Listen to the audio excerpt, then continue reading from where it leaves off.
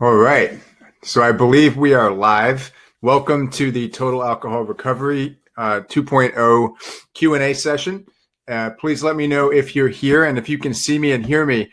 I realized that we have a delay, like a 10 or 15-second delay with this software. So I have to stop asking questions like, can you hear me?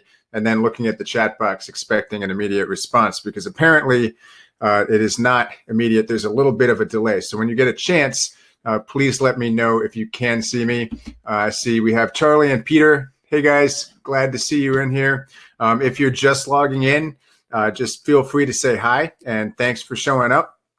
I have a few questions. I'm going to get started, but feel free to ask me any questions that you want in the chat box. But I'm going to dive right in because we have a little bit of a delay here. So the first question I have is from James. Emailed me a question. I'm going to read it off of my phone here. And he said he would like to know what simple but effective other exercises he could add into the PASS routine that he does every morning.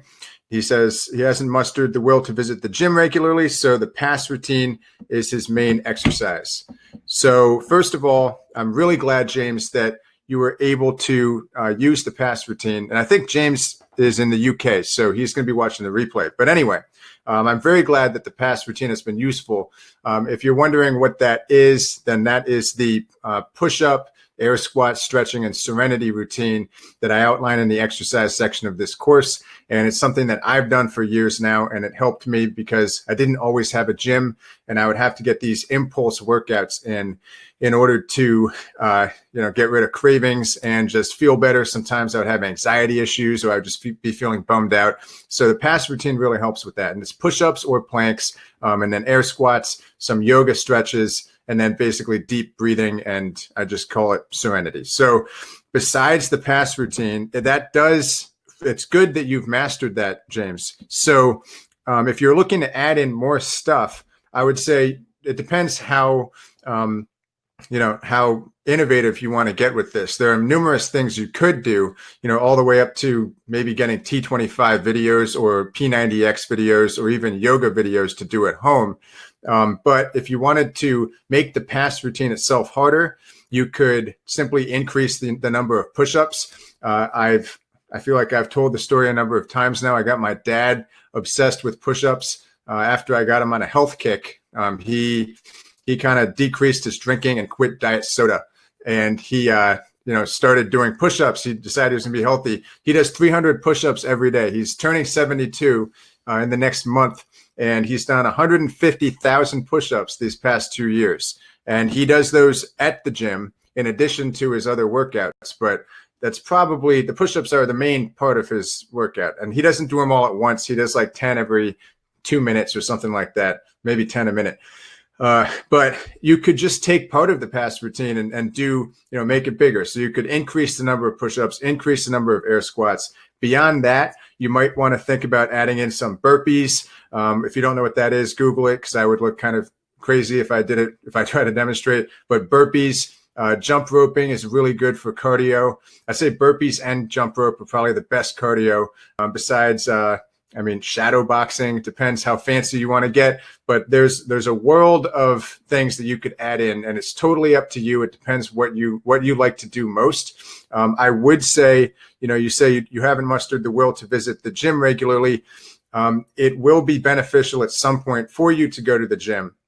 I don't know if it's a location issue or if it's because you don't want to be working out around other people. I understand both of those issues, but I do want to say that there are sometimes there's definitely a benefit to getting that extra endorphin and oxytocin boost that you get from working out with other people, and ideally getting a gym buddy. I know that can be daunting for some people. I was really lucky to fall into a really good group of gym buddies who helped me innovate my workouts after I got out of detox. So, but as far as working out at home, you can make the PASS routine itself more fancy, increase the reps, or you can add in, things like jump rope, things like burpees, or perhaps videos. T25 is a really good home video. It's more plyometrics. There's a lot of jumping around, but I like it because it's only 25 minutes long and you don't need any equipment. So you might want to look into that, James. So let me take a quick look at the chat because I'm bad at multitasking here. And hey, Bob, glad you could make it. Let's see. So Peter says, is there a substitute for the squats? My knees feel like they will blow out when I do them. Well, that's certainly not good. If you have knee problems, then you certainly want to be really careful. I know, I guess I've had some knee issues when I do squats too often. So it could mean that you just need to take a break. But a good substitute for squats is actually wall sits. And typically you won't feel like you're blowing out your knees because it's low impact. You're just sitting against the wall and you're stimulating your quads. And then another exercise that I like for the legs, it's the only name for it that I know is morning glories, which is kind of a lame name, but it's kind of like a hamstring deadlift. Basically, you want to stand on one foot, or you can do it on both, but try to lift up a weight like maybe a kettlebell. And this is the first time I've ever tried to demonstrate this without being able to demonstrate.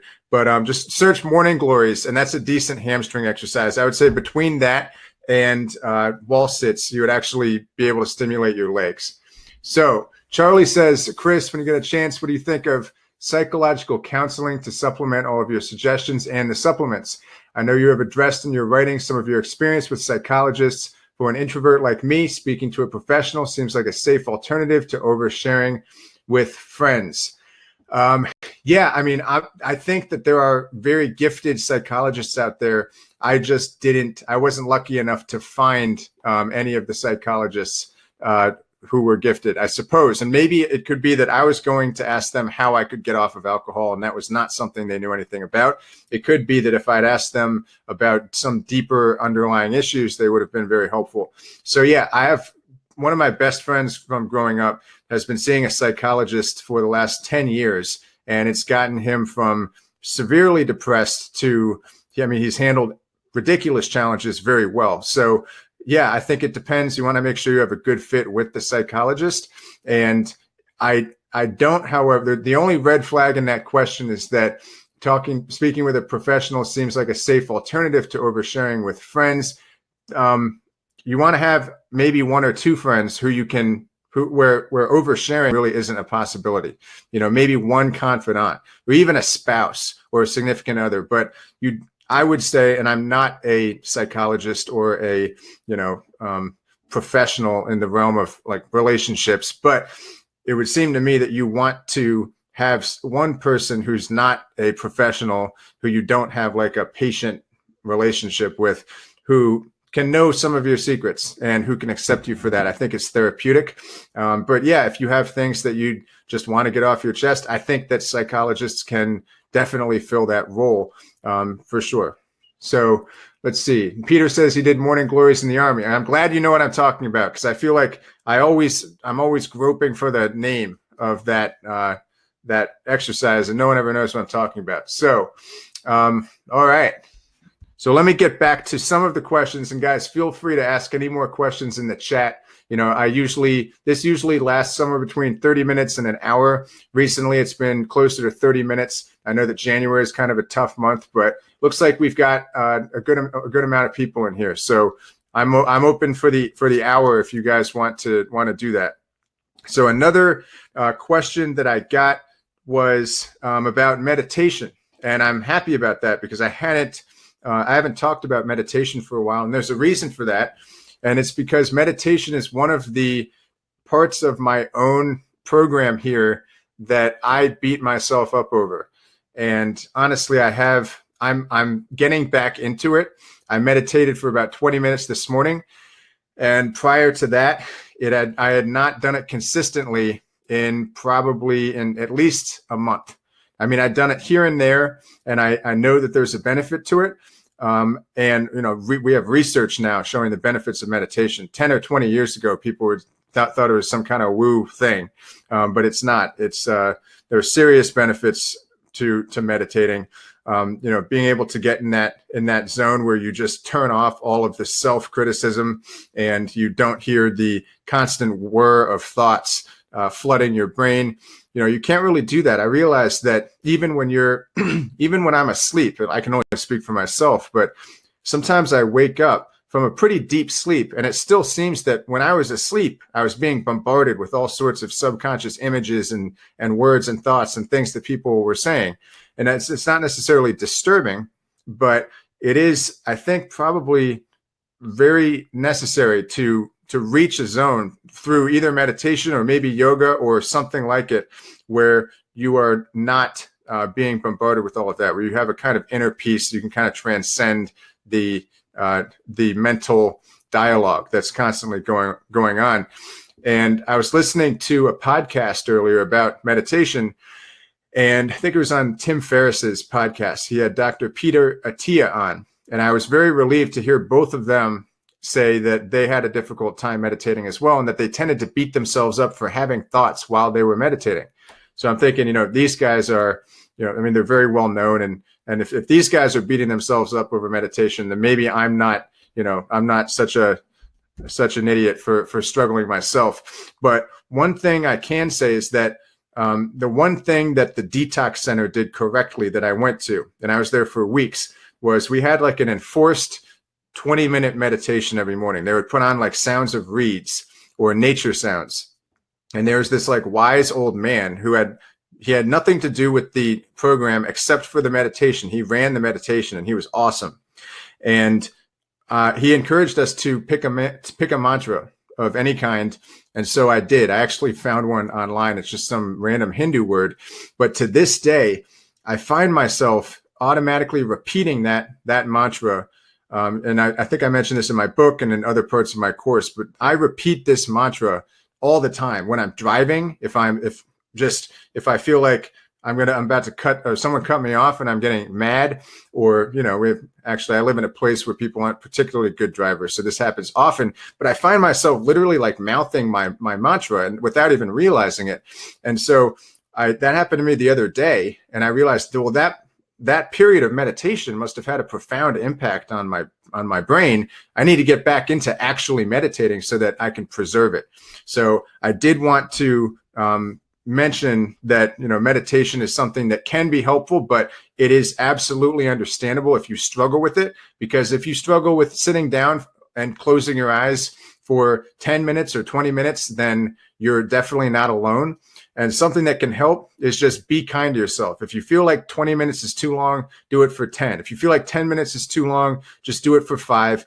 Really, if you can sit there and even just listen to the thoughts go by, you don't need to shut them down. But if you can sit there and try to repeat a mantra, or try to listen to some binaural beats on YouTube or some calming music for 5 minutes a day, I bet you'll experience some benefits from doing it. It might take a few weeks to experience those benefits. It might just be in the form of feeling a little bit calmer than you did before, but you will experience benefits. And that I highly suggest picking out a mantra, because if you do, then you could have a similar cool experience like I did the other day, where you are in a situation not even thinking about meditation, and in fact not even having done it in a while, and you find yourself repeating your mantra instead of maybe doing something stupid. So I just wanted to mention that. But let's see. All right, so Charlie says, Chris, I use L-glutamine. Is there an unsafe amount? I have used as much as 9 grams, but I don't want to overdo it. I think there's, L-glutamine is pretty benign. It's an amino acid. It's the most abundant amino acid in your bloodstream and in your system. And I know of the only rehab center that does nutrient repair that I know of. It's Health Recovery Center in Minnesota. Uses at least 12 grams per day per person. And so I don't think 9 grams is unsafe. For some people that could be the effective minimum dosage. I'm all about finding effective minimum dosages for supplements. And I think, for me, I was usually in the 1 to 4 gram range was effective in early recovery, using L-glutamine for alcohol cravings and hypoglycemia issues. But I don't think there's anything wrong with 9 grams. If you were using, say, 20 grams, then I would think, it might be a little weird. But I can tell you there are probably bodybuilders using 20 or 30 grams somewhere out there. Not that that's safe, not that just because they do it, it's okay. L-glutamine it's sold in GNC. It's used by people trying to build muscle. It does a range of things. And no, I don't think that 9 grams is a big deal if that's your effective minimum dosage, and if you don't feel any side effects from that. The only side effects, by the way, I've ever heard from L-glutamine is just stomach ache. I think someone said it made them tired, but yeah, that's about it. So no, I think that's probably fine. You might find over time that you need less. It could just be now that you need 9 grams in order to combat the alcohol cravings. So Rebecca, so we have, where is the lecture? So I think. So Rebecca, let me put a sticky message here, and I will just type this in, and I'll say, if you're having audio visual issues, please refresh your browser. All right, so that seems to do it. I put a sticky message at the top of the chat here, and hopefully that works for you. I apologize for the video issues, but it should be showing up. So let's see. Just catching up on the chat here. Yeah, thanks, Bob. All right. So I had a client earlier ask me about psychedelics, and I wanted to touch on that. I think that there's a lot of interesting research going on in the realm of psychedelics for addiction recovery. This is something that I've been meaning to write an article on or do a video on, and I just haven't had any time to do that. But I probably mentioned somewhere that there's a lot of emerging research regarding different methods of addiction recovery. As far as psychedelics go, one of the big ones is psilocybin, where they found that people who are lifelong smokers have been able to stop after being given therapeutic dosages of psilocybin by experts. I believe, I don't think that that research in the US is legal yet on these things. I could be wrong, but there have been studies done in Europe and studies done in maybe Canada and other places. Ibogaine is another psychedelic that has been shown to be specifically useful for alcohol addiction. It's probably one of the most intense psychedelics. And it seems that some people literally go have this iboga experience. Iboga is I think it's an herb from Africa or South America.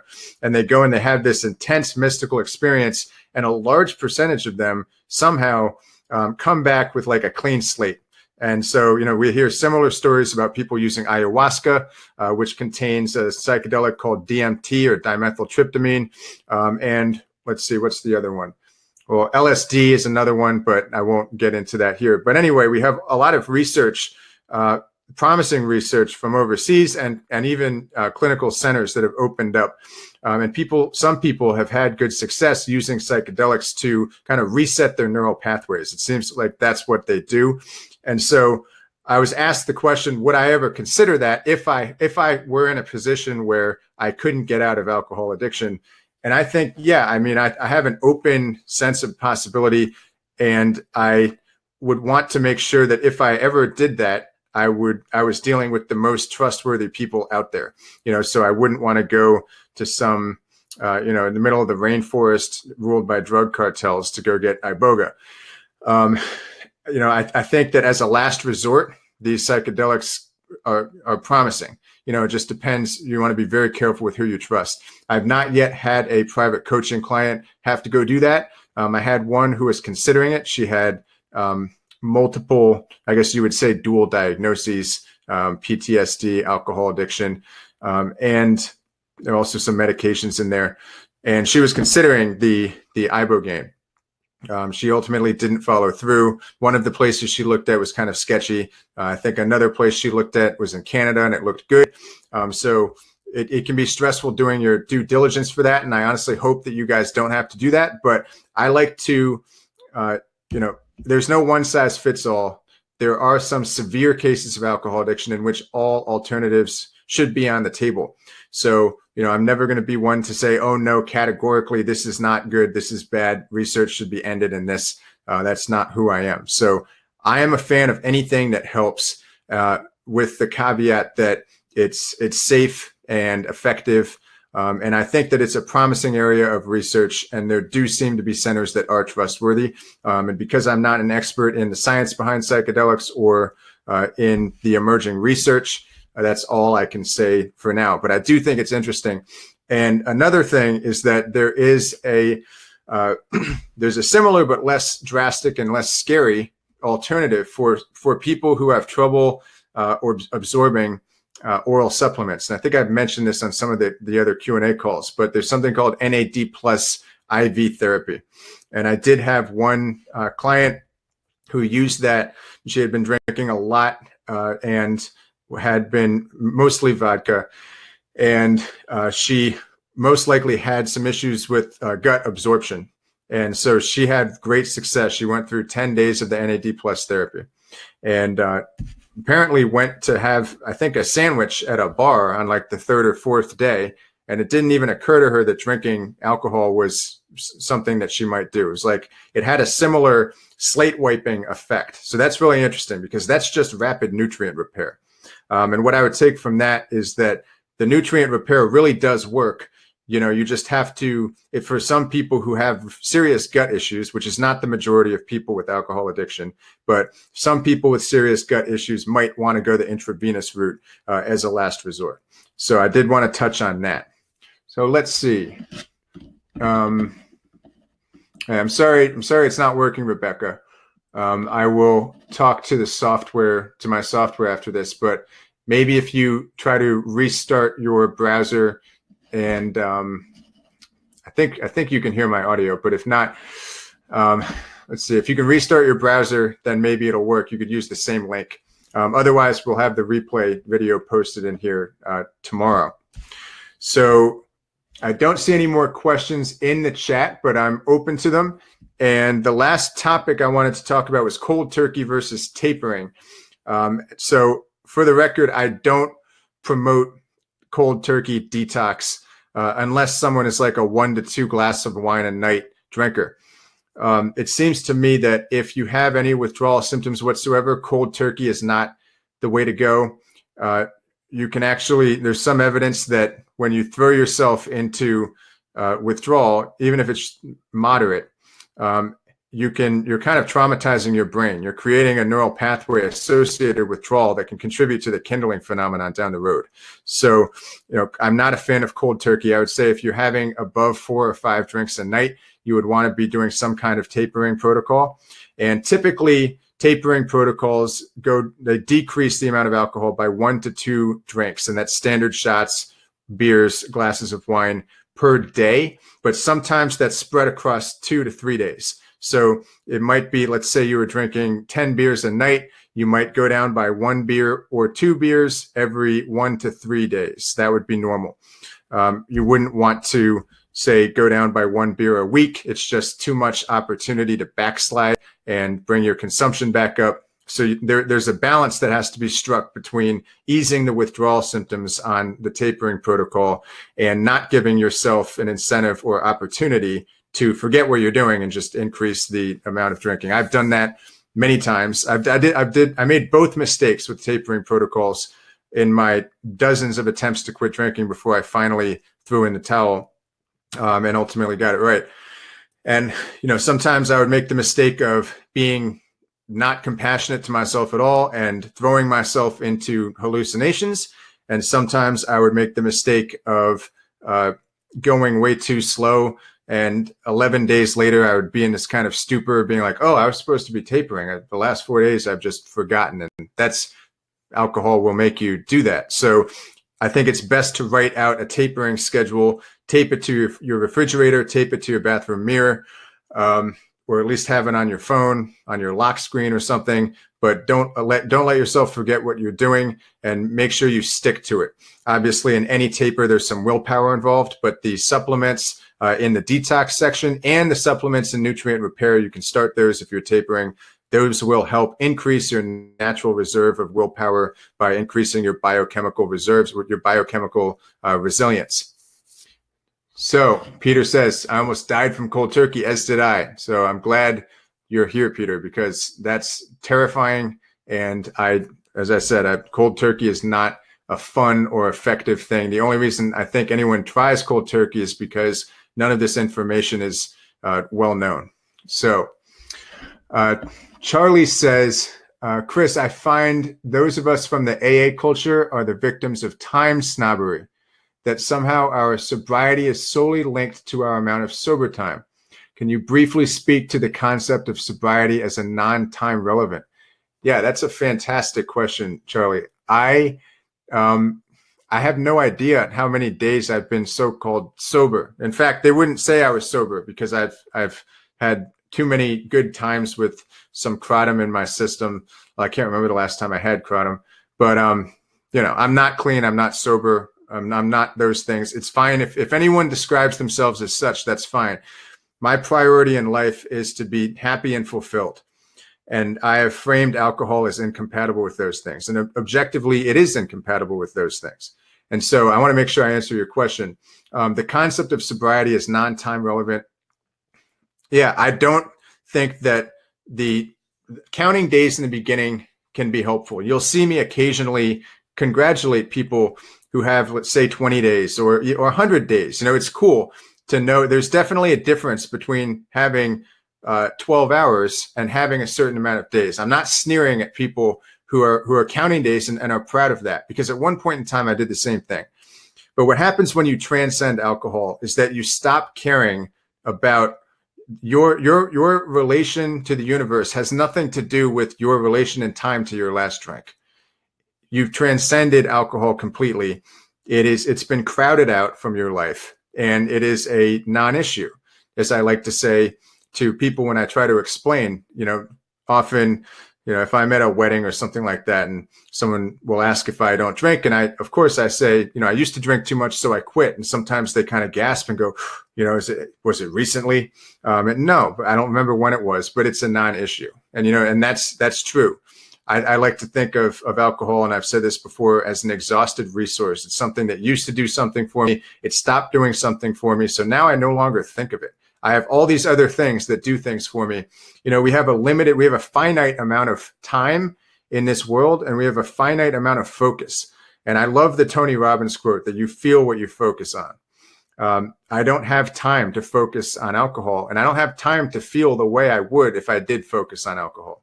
So I hope that answers your question, Charlie. So let me see. Tony, welcome. So you say, like Bob, I'm also curious about how long it took your liver and pancreas to heal. So that's not a question for me, I don't think, but we have some conversations going on here, which is awesome. I will talk about liver and pancreas healing. I definitely had at least fatty liver when I quit drinking. I had elevated liver enzymes, and the thing with that is that elevated liver enzymes actually don't tell you what's wrong with your liver. They just tell you that it's that your enzymes are elevated. There could be something wrong. There might be liver damage. I'm sure I had liver damage. I mean, I had spent several months drinking somewhere between a fifth and a handle of vodka, and toward the end, it was definitely a handle every day.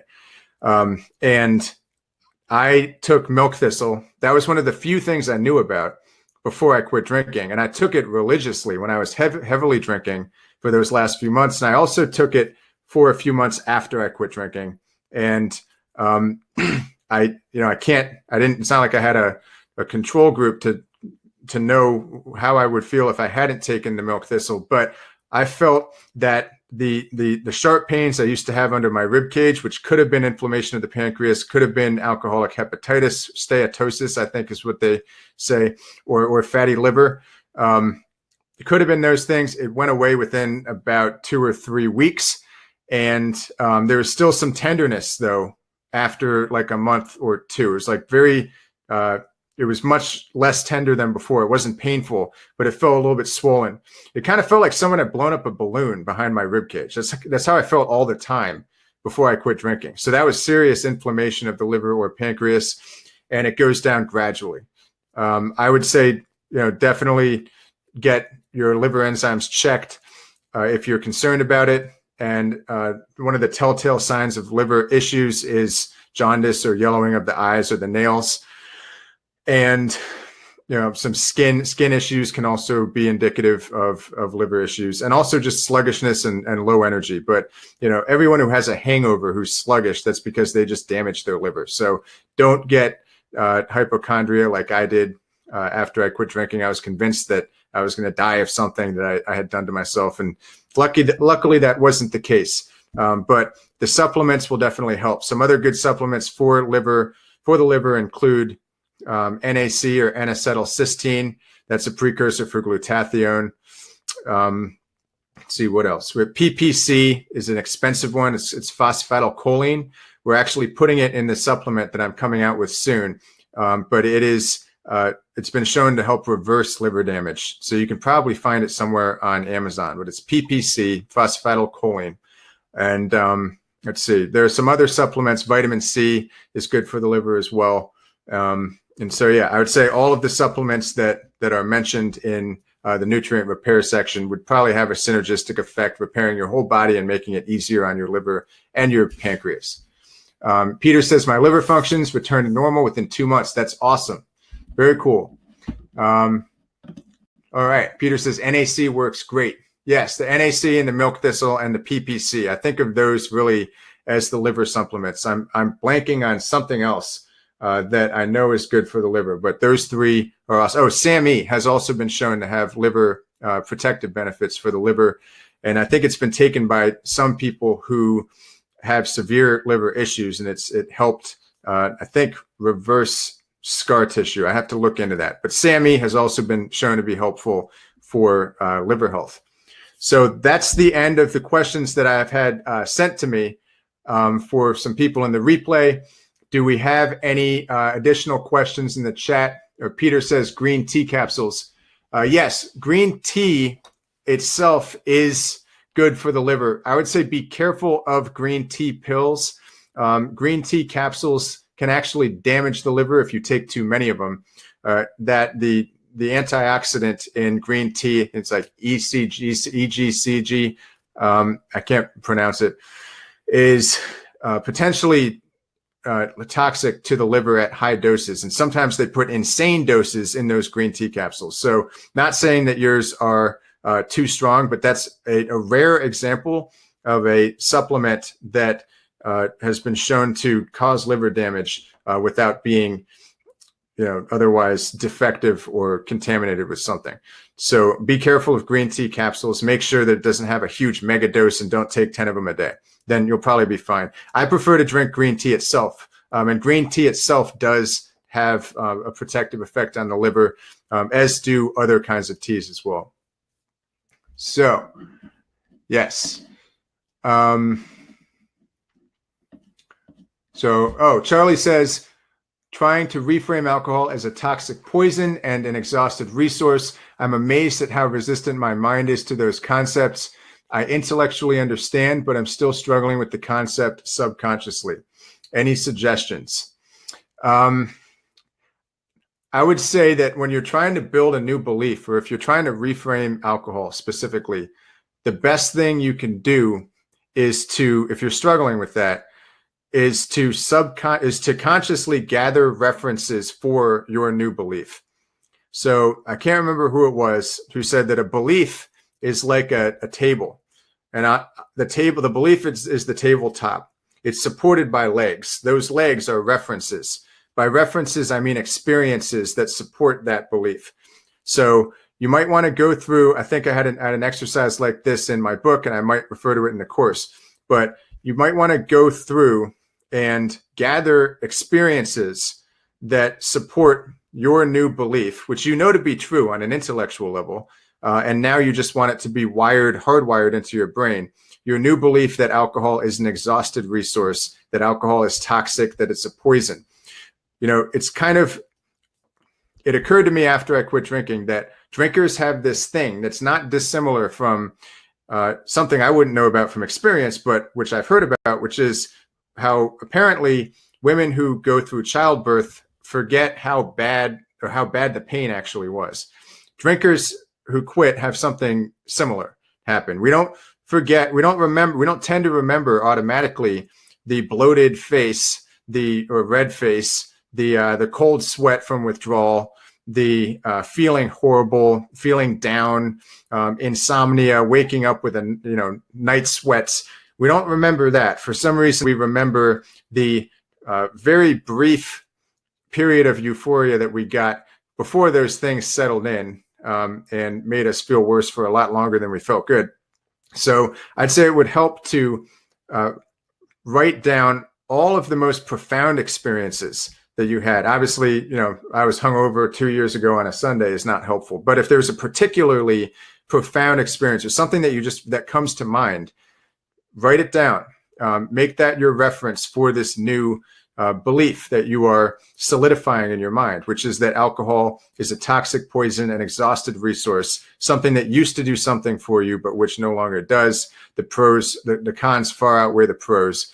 And so for me, I wrote down about 15 experiences that stood out after I quit drinking. And those, I still have them in a notepad somewhere.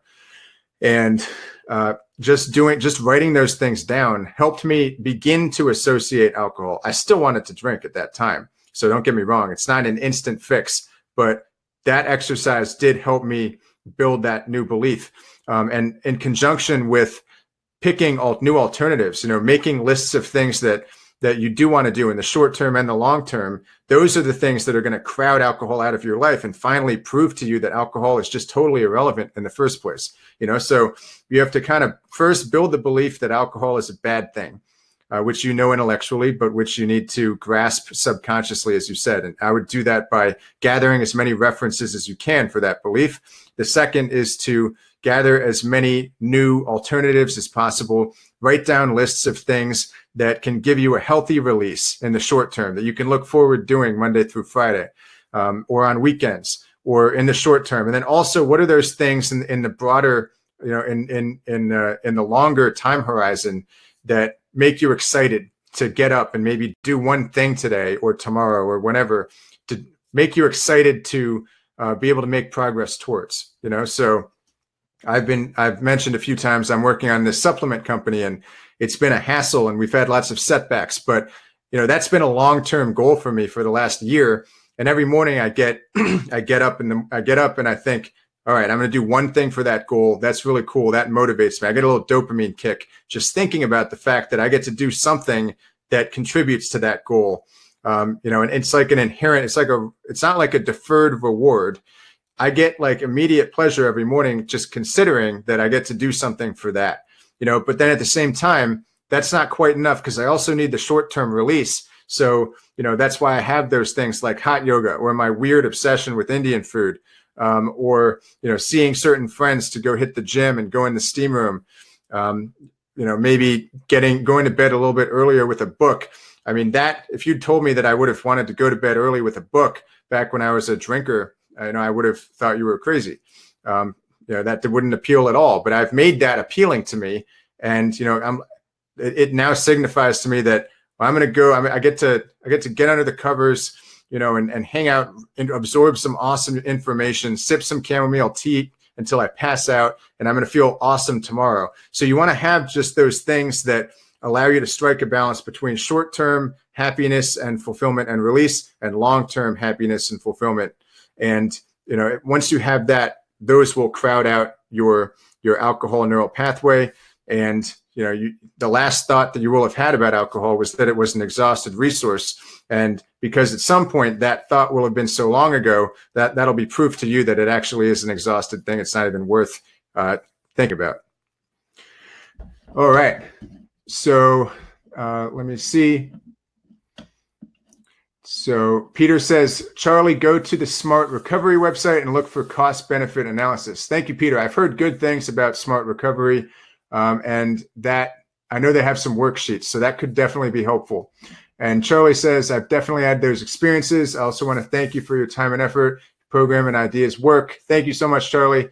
Creating the new habits is where the work needs to be done for me. That's the case for everyone. And that's the hardest thing universally, that is the hardest. And it took me time to do it.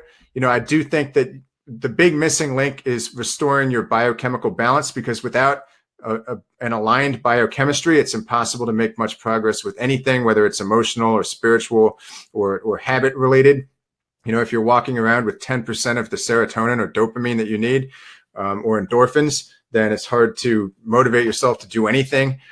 But it is definitely, it takes a bit of discipline to, once you're biochemically balanced, to say, I'm not going to sit on the couch with a glass of water instead of a hard cider, or instead of a scotch, or instead of a beer. I'm going to go hit the gym today, even though I don't want to, because I know that that's going to build this new neural pathway that I need to build. And honestly, you don't want to. My trick to make myself go to the gym is remembering that I've never felt worse after a workout than I did before. And the inverse works for drinking. I've never felt better the morning after drinking than I did, before. So, just having some mental tricks and strategies can help you build that discipline and start creating those neural pathways. And after a while, it becomes easy. If honestly, if exercise, or if some of the other things, if hot yoga, if they didn't have these serious benefits, I would still do them because I'm addicted to them. I like doing them. I don't do them every day, but I have a nice balance, and I like the state that they put me in. They change my state. They make me feel balanced. It's like the magnetic force that existing neural pathways pull you through in your life. We're all kind of pulled through these reflexive behaviors that we have. And the key is to make those reflexive behaviors healthy ones rather than destructive ones. And that takes some willpower. But if you are biochemically balanced, you can absolutely do it. So, all right. So time is flying here. I think we're about 40 minutes in, and I don't see any more questions in the chat. So once again, this will be posted as a replay video along with all of the other TAR. That's the acronym. I don't like TAR, but it is. It's Total Alcohol Recovery 2.0 videos that we have in the Q&A section. So I'm pleased that those are, we've got some cool resources in there. And this was a particularly good Q&A. Thank you guys so much for coming tonight. I'm still trying to discover the best time to do these sessions, but this worked out pretty well. So I'm very, very happy about this. And thank you for showing up and for sticking around. And I hope that this was useful for you. Feel free to ask any questions. You can always post questions in the Q&A section. And, if I don't respond to you directly there, that means that I've written it down to address in the next Q&A. So, all right, better than ever. Thank you. Good session. Thank you so much for showing up, everyone. Hope you have a great night. I'm going to log off, get some sleep tonight, make some chamomile tea, and we will all be talking. Bye, guys.